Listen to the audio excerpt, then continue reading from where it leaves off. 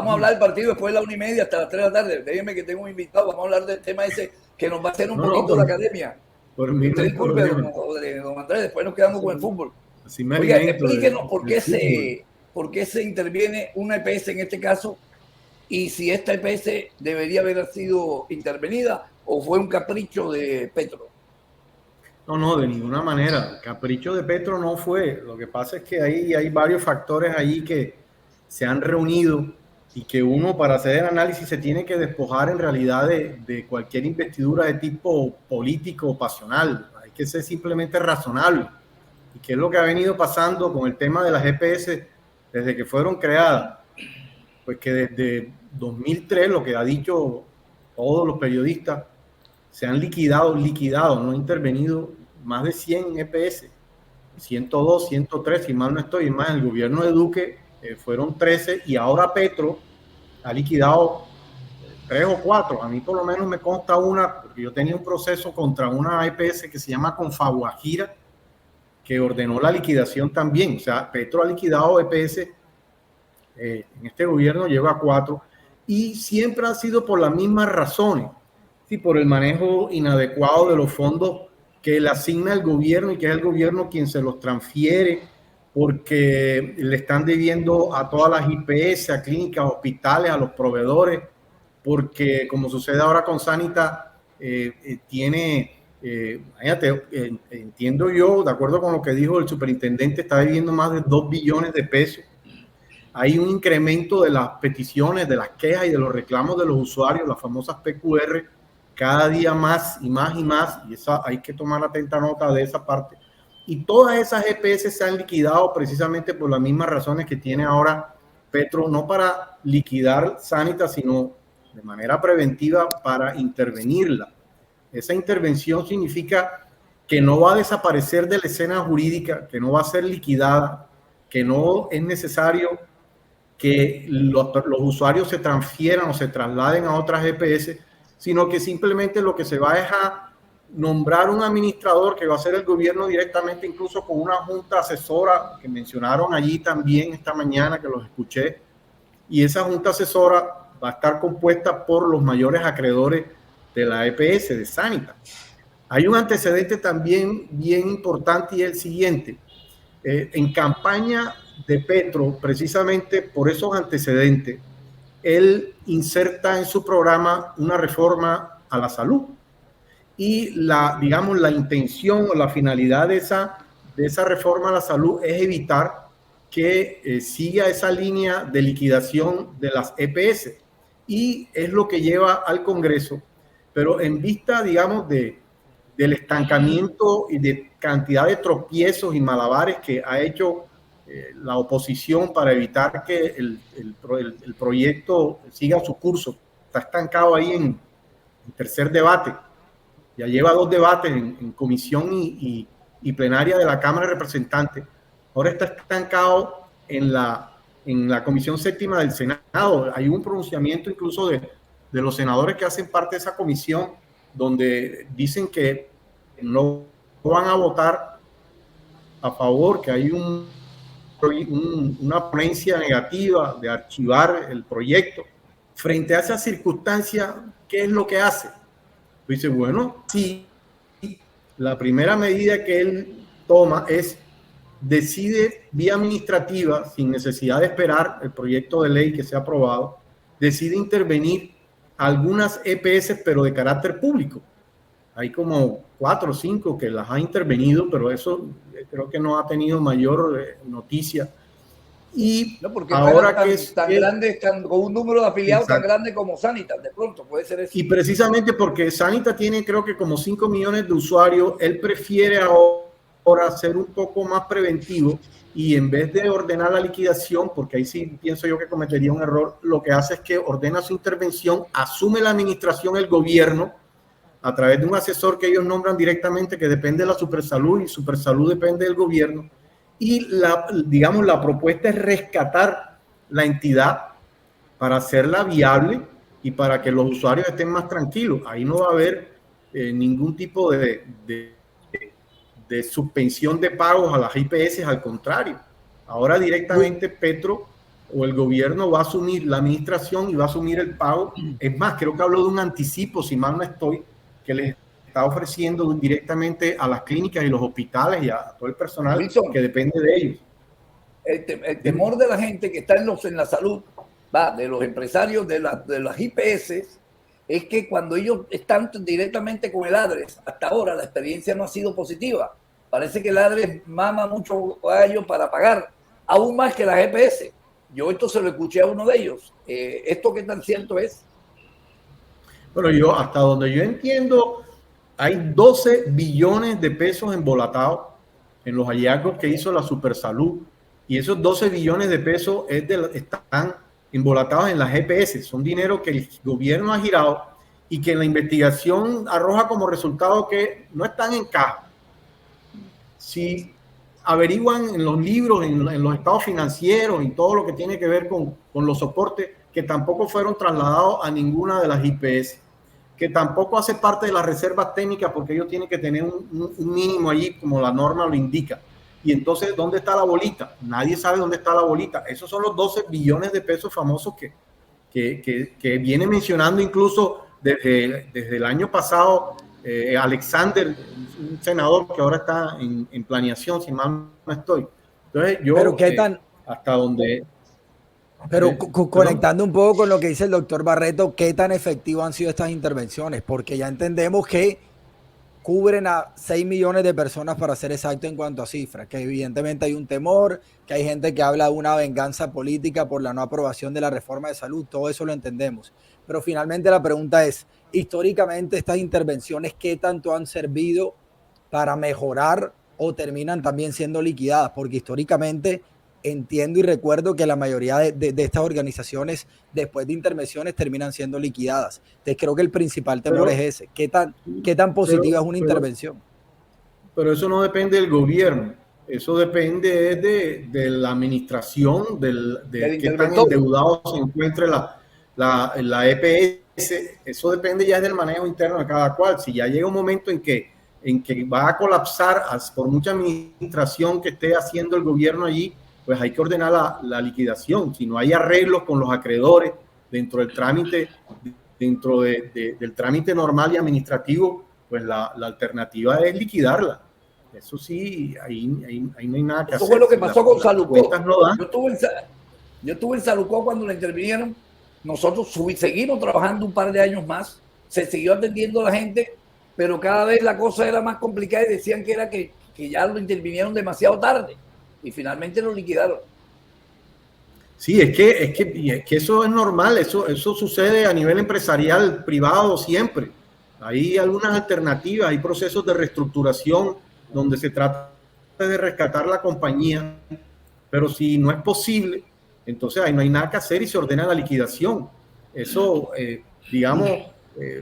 redunda más en la idea y que tiene Petro digamos que la viene manejando desde hace tiempo, que este sistema de salud actualmente es insostenible, al punto que él llegó a decir que si no se llega a reformar, que él ha podido no presentar proyectos de ley reformando la salud, que tarde o temprano esas 4 o 5, bueno, creo que hay como unas 20 o 30 ahora activas, pero las más importantes serán 4 o 5, tarde o temprano van a terminar también desapareciendo, colapsando, dado que pues, el robo y el fraude que hay ahí, pues, lo que hemos estado viendo permanentemente. José, 12 billones. Quería escuchar a José Darío, que es un contradictor del gobierno actual. Quería conocer la opinión de él en relación a lo que dice Wilson, si estamos de acuerdo en lo que él ha expuesto. José. Lo que pasa es que ahí estamos hablando de números y con los números nadie puede pelear. Cuando a ti te hablan de unos balances y de una plata que no hay, de unos déficits, la plata no sale de la nada. Entonces la intervención o el proceso pudo ser de pronto,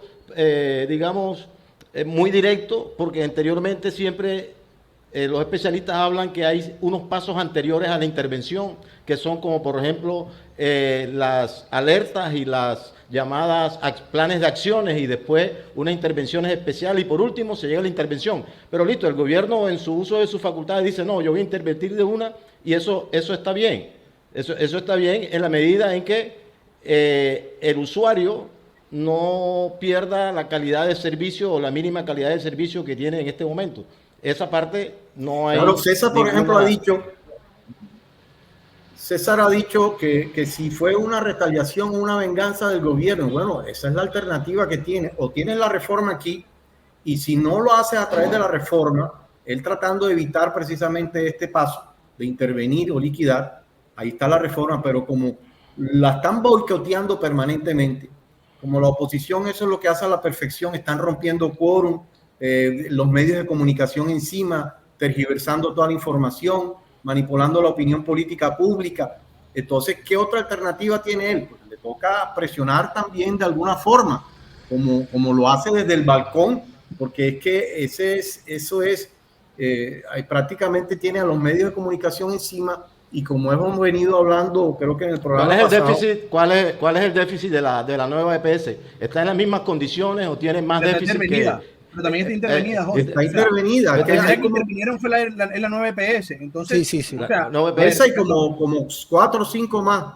Sí, digamos, pero la primera en el gobierno Petro fue la nueva EPS, claro, que es la que obviamente tiene el mayor déficit. Bueno, obviamente no, es la que tiene el mayor déficit, pero a lo que te quiero llevar, José, digamos que sí me gustaría dejarlo claro, el gobierno no fue directo. Yo creo que esta fue una decisión que estuvo aplazando desde hace mucho tiempo por el solo hecho de esperar la reforma pasada. No, espérate, porque pasa que yo ahorita estaba hablando y me interrumpió el doctor Wilson para complementar su cuestión, y yo no he terminado de exponer lo que yo estaba comentando. O sea, cuando yo te digo que es directo, y está bien que sea directa, porque si hay un problema hay que atacarlo de raíz, es porque se quejan los especialistas de que hay otra forma de generar, ¿por qué? De generar menos ruido. ¿Por qué? Porque es que al final el usuario, ¿qué es lo que va pasando y por qué las liquidan al final? Porque tú como usuario, ¿qué haces cuando que te preste servicio está intervenido y no está la capacidad y empieza a desmejorar precisamente para lograr esos niveles económicos de costo, de beneficio y esas cosas, empieza a desmejorar el servicio, la gente migra hacia otro lado? Entonces la respuesta ahorita que le decía a César es que, César, generalmente se viene en liquidación. ¿Por qué? Porque yo como usuario, ¿qué hago ahora? Yo voy a buscar cuál es la que tiene mejor servicio para irme para allá.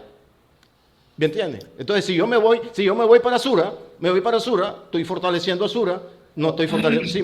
Si me voy para la 9PS. Dale, José.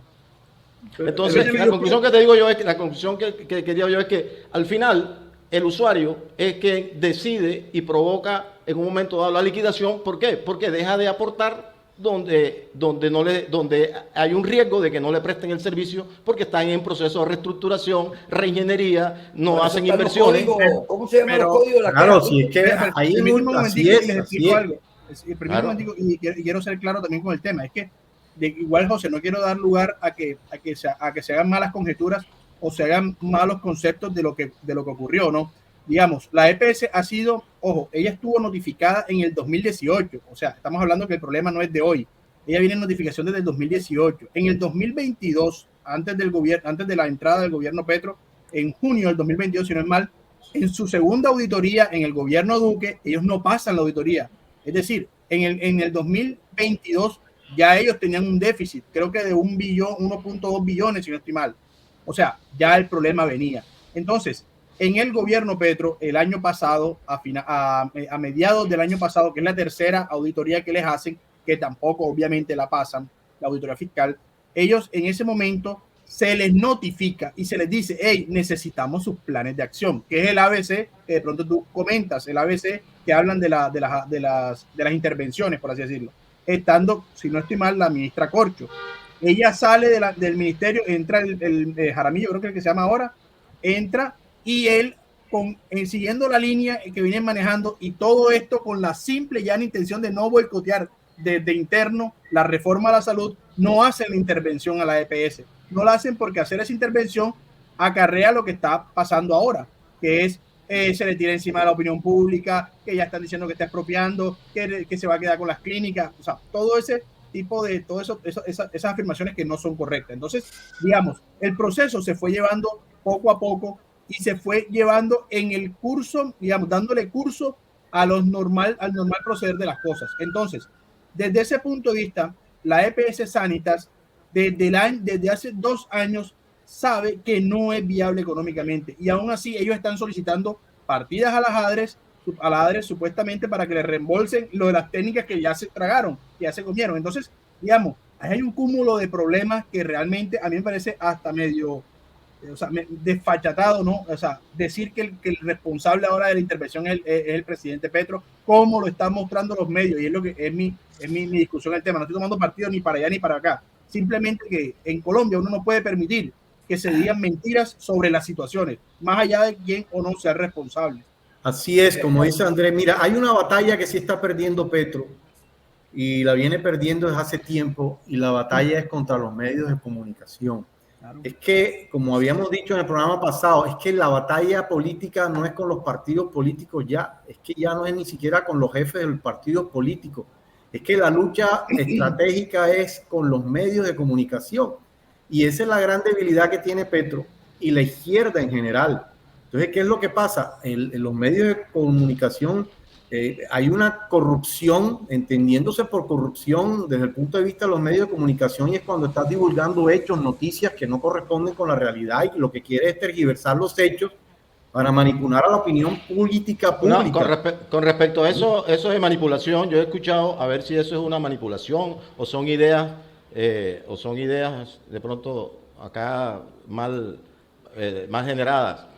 Resulta que parte de las famosas reservas técnicas, las GPS aducen que muchas de esas tuvieron que, primero, que el valor de la OPC es muy bajo, o sea, y ellos le tocan echar mano. Y segundo, tuvieron 2 años de pandemia donde tuvieron que echar más mano de esa reserva técnica. ¿Eso es invento de los medios o eso es una realidad?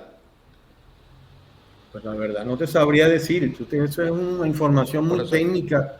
Exactamente, entonces, pero eso lo han dicho los medios. Entonces uno dice, hey, eso es verdad o es mentira. La realidad es que las cosas son claras y razonables. Que lo cierto es que faltan 12 billones de pesos que ha girado el gobierno, claro, que no aparece. Wilson, para nadie es un secreto que los medios de comunicación masivos, las grandes cadenas de la comunicación colombiana, obedecen a unos intereses particulares y en razón de esas circunstancias trabajan y opinan y pierden objetividad en el momento de esparcir la noticia. William, hoy en día los medios, hoy en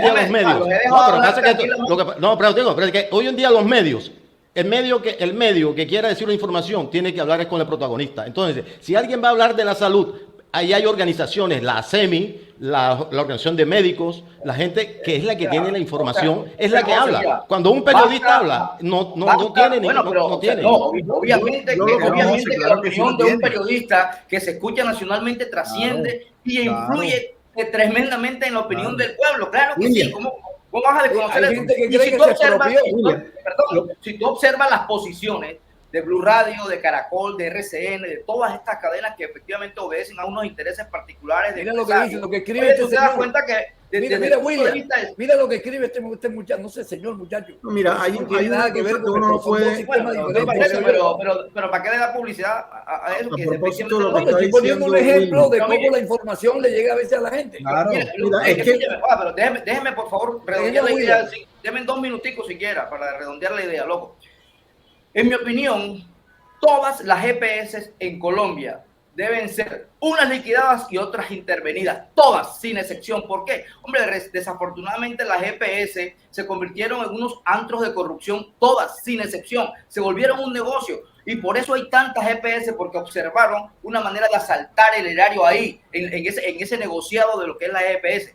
Ahora, respecto a la decisión que mucha gente está tildando de política, yo no descarto esa posibilidad y creo que sí, efectivamente, hay una vertiente política en la decisión de Petro, porque seguramente si hubiesen aprobado la reforma, estas GPS no hubiesen sido intervenidas. Pero si lo analizas de fondo, aprobándolo o no, en razón del incumplimiento que han tenido ellas con su obligación, debieron ser intervenidas todas. Y las más pequeñas, como las que han liquidado, deben estar en liquidación, ya porque han sido incumplidoras, no han cumplido efectivamente con el protocolo por la cual fueron creadas. Entonces, bajo esas circunstancias, yo creo que la intervención de Sanita y de la EPS, de la nueva EPS y de todas las que van a intervenir es perfectamente válida porque hay razones de fondo para hacerlo. Ahora, yo pienso lo siguiente, en el camino este del que están hablando de llevar la intervención a la liquidación, sería negativo para Petro si luego de la intervención no hace los esfuerzos necesarios para que esta EPS no se liquide, porque ahí entonces sí entrarían a florecer la circunstancia final, y es los 6 millones de afiliados que tiene Sanitas, otros tantos que tiene la EPS, la nueva EPS, y las demás que han sido van a ser intervenidas. Bajo esa circunstancia va a quedar una población efectivamente con grandes dificultades en la atención de salud. Y entonces, ahí sí eso va a ser una jugada negativa para el procedimiento de Petro. El gobierno, creo William, que independientemente de eso, el man tiene que hacer todos los esfuerzos para corregir. Para apoyar lo que tú estás diciendo, yo creo que el objetivo ahora del gobierno es que esta intervención sea positiva. O sea, pero claro, Edgardo, que sea positiva. Si precisamente eso que estás diciendo tú le responde lo que dice William, es que la actitud, el comportamiento y la decisión de intervenir, que significa que Petro está actuando con diligencia, con prudencia, como mandan las normas del buen cuidado, ¿entiendes? Ya de ahí en adelante, si ya es un manejo administrativo interno, el tiempo dará la razón, ¿no? Exacto. Pero Wilson, ahora, por el otro lado, con relación al tema de la opinión del periodista, pues obvio que cada periodista debe tener un enfoque también particular, ¿no? De acuerdo con su punto de vista, pero ahí es donde debe intervenir el público, que debe tener una educación mediática para tratar de distinguir lo que son los hechos objetivos como tal y el aspecto subjetivo, la opinión subjetiva del informador.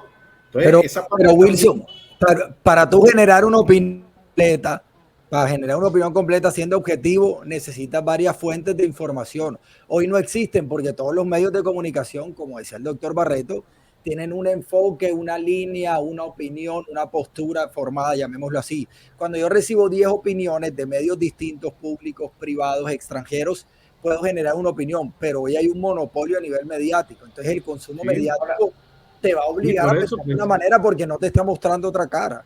Esa es la guerra que estábamos mencionando, esa es la lucha política de los medios, que es lo que tiene que hacer la izquierda en este país. ¿Qué es lo que tiene que hacer la izquierda? ¿Qué es lo que ha hecho la derecha perfectamente? Construir, fabricar unos medios de comunicación que le puedan hacer competencia a los demás. Cuesta trabajo, ahí hay unos en televisión ahora, el RTCB, creo que es así, ¿no? Pero es que el tema no es nada subjetivo. El tema es un objetivo que estamos hablando es de iliquidez, de plata, de falta de plata. Y esos temas, por ejemplo, cuando ya las personas están en una mesa, van a negociar y el uno dice, mira, pasa que la UPC que tú me estás dando no me ha alcanzado durante este tiempo, yo tengo este déficit. Y eso es una palabra que hemos estado escuchando desde hace años, desde que viene esto, hace años, que el tema del UPC no es suficiente, es una queja reiterada y va generando unas pérdidas acumuladas. Además de eso, se metió la pandemia e hizo que cogieran platas de otros lados de las famosas reservas técnicas. Ahí no estamos hablando de que el uno quiere, pero si tú exteriorizas la noticia diciendo los hechos, por ejemplo, mira los déficits, mira lo que se está presentando, mira los 12 billones de pesos, pero adicionalmente la opinión o el enfoque es que eso significa una expropiación. Entonces, el público, la persona que lo va a leer, tiene que tener por lo menos una mediana educación para saber discernir que efectivamente eso que se está presentando allí no es expropiación, ¿sí me entiende? Entonces, esa es la manipulación que hay, porque el grueso de la población en realidad pareciera que carece de ese tipo de educación mediática, por decirlo de alguna manera. Doctor Fayad, Sanitas no puede apelar esa intervención o demostrar. No, ahí no hay nada. Bueno, pero Sanitas ahora puede sentarse con ellos y demostrar, tiene que demostrar a dónde iban los dineros que no hacen falta. Pero Edgardo, es que lo que dice José, por el manejo lo tienen la pandemia, ¿no? Es que la intervención va encaminada, la intervención va encaminada a que la EPS corrija una serie de puntos a los cuales se les van a exponer. Hay una serie de puntos en los cuales si la parte administrativa de la EPS puede corregir y puede entrar en el cumplimiento de los mismos, seguramente volverá a la normalidad. Pero yo quiero referirme a lo que tiene que ver con el costo político, Wilson. Yo sí creo que frente a esta circunstancia y sobre todo teniendo en cuenta lo que tocaba José de que los usuarios migran en el momento en que observan que hay un tambaleo de una de las EPS donde están afiliados, van a migrar hacia otra que posiblemente también pueda ser intervenida o liquidada. Entonces se va a volver un caos en cuanto a la prestación del servicio de la salud. Y eso sí redundaría en un costo político altísimo para el gobierno de turno. Entonces, teniendo en cuenta eso, yo creo que el gobierno nacional, más allá de haber tenido una dosis de retaliación en razón de la no aprobación de la reforma, loco, sí tiene que hacer grandes esfuerzos y encontrar los recursos necesarios para normalizar el servicio de salud, aún en estas circunstancias y en este sistema. Creo que debe hacer eso porque si no el costo político va a ser realmente fatal. Sí, Ricardo, perdón, y comento algo que quiero también dejar una claridad. No es producto de la pandemia, no es producto de la pandemia. En el 2018, que fue antes de pandemia, ya la EPS Sanitas venía con números negativos. Lo que pasa es que no eran los mismos números de ahora. De hecho, hay una relación bien interesante. En el 2018, y hablo del 2018 porque durante el 2019 y 2020 los ejercicios fiscales no fueron rigurosos entendiendo la pandemia. En el 2018, que fue el último ejercicio fiscal, las EPS, todas, tenían un déficit de 7 billones de pesos en el 2018 y hoy están en 12. O sea, no ha habido mejora. Y EPM y Sanitas tenía déficit también en el 2018, cuando se hace el primer ejercicio fiscal. El próximo ejercicio fiscal riguroso, por eso lo hablo, es en el 2022, ni siquiera el 2021, es el 2022. Entonces estamos hablando de que definitivamente, o sea, no hay un tema asociado a pandemia en cuanto a las EPS.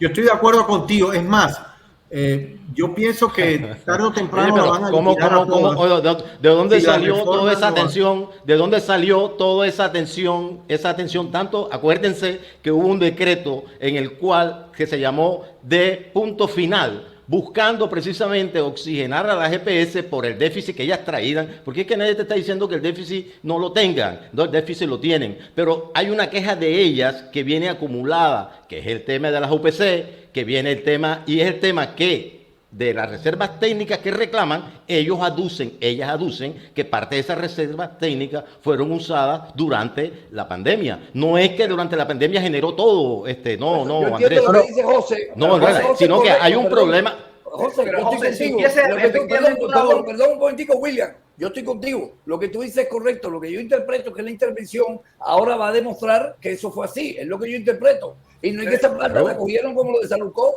que se fueron a comprar resort y vaina de esa.